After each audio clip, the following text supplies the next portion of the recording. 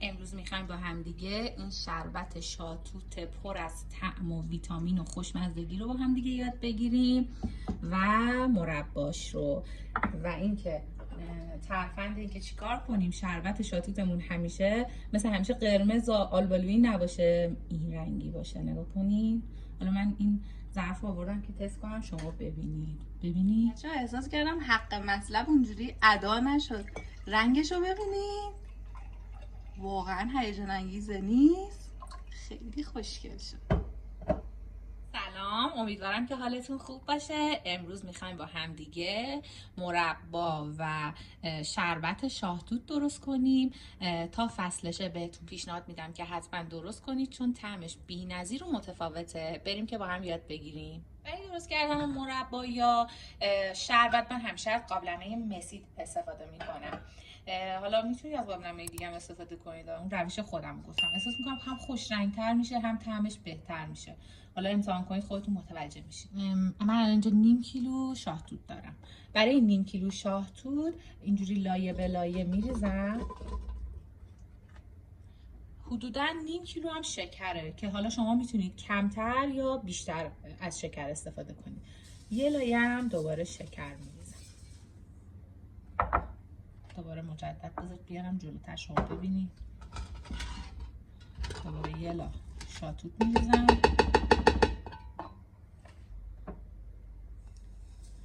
یه لا دیگه شکر میریزم.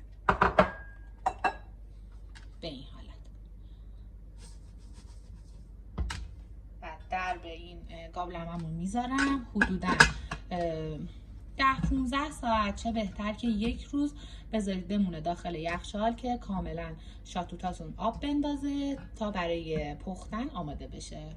من الان اینو میذارم یخچال. من الان اینو 24 ساعت گذاشتم داخل یخچال. بعد 24 ساعت اینجوری شکر آب شده، میوه آب انداخته.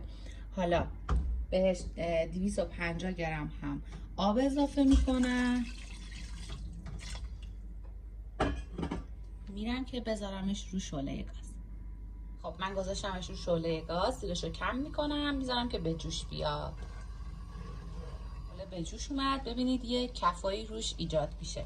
این کفا رو حتما بگیرید چون باعث شفافتر شدن شربتتون میشه و رنگ قشنگتری میگیره. هر چقدر کف روش بود همه رو بگیرید. به این حالت.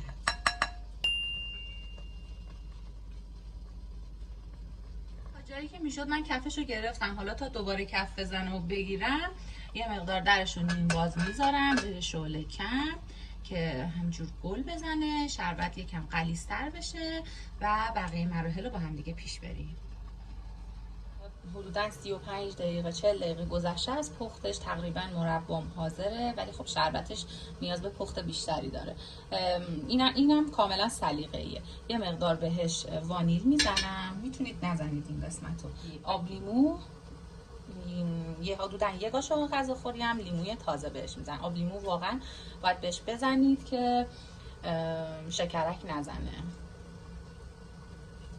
به این حالت. اینو همش میزنم.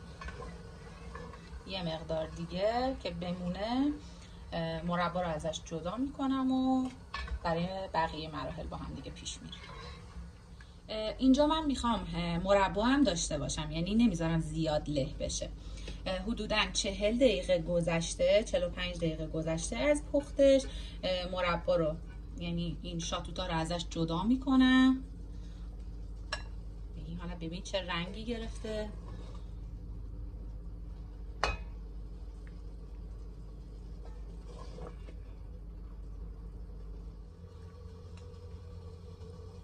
من کامل خود میوه رو جدا کردم و آبش رو گذاشتم که یه مقدار غلیظ‌تر بشه تا بتونید به عنوان شربت ازش استفاده کنید. خب فقط یه نکته دیگه اینجا بهتون اول ویدیو هم گفتم اگه توی ظرف مسی درست کنید رنگش خیلی خوشگل تر میشه. ببین اگه حالا من شربتش رو درست میکنم شما میبینید با آب مخلوطش میکنم رنگش رو میبینید. ولی نگاه کنید همین الانش هم معلومه که رنگش به بنفشی میزنه. ببین اگه این رنگو دوست دارید حتما توی ظرف مسی درستش کنید، پیشنهادتون میدم. ببین الان شربت من به غلظت مورد نظر رسیده. حالا برای اینکه ببینیم شربت به غلظت مورد نظرتون رسیده یه تستی رو الان انجام میدم، متوجه میشید. برای این تست غلظت نیاز داریم به یخ و آب.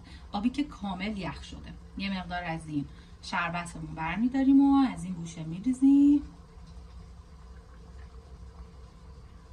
ببینید کاملا دو فاز شد و میدونم حالا متوجه میشید، یه ذره بخار کرد اینجا.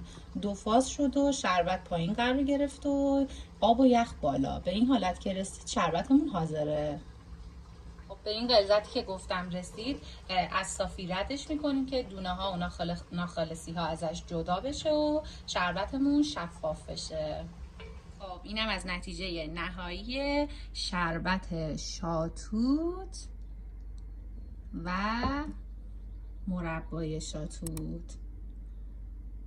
خیلی خیلی خوشمزه میشه، خوش‌طعم میشه، کلی هم مفیده. و میخواستم اینجا شاید رنگش مشخص نباشه، یه کوچولو از شربت میریزم اینجا، شما رنگ شربت رو ببینید فقط به بنفشی میزنه و واقعا رنگ خیلی خوشگلیه و هیجان انگیزه به نظر من. امیدوارم که درستش کنید، دوستش داشته باشید و کنار خانواده لذتش رو ببرید.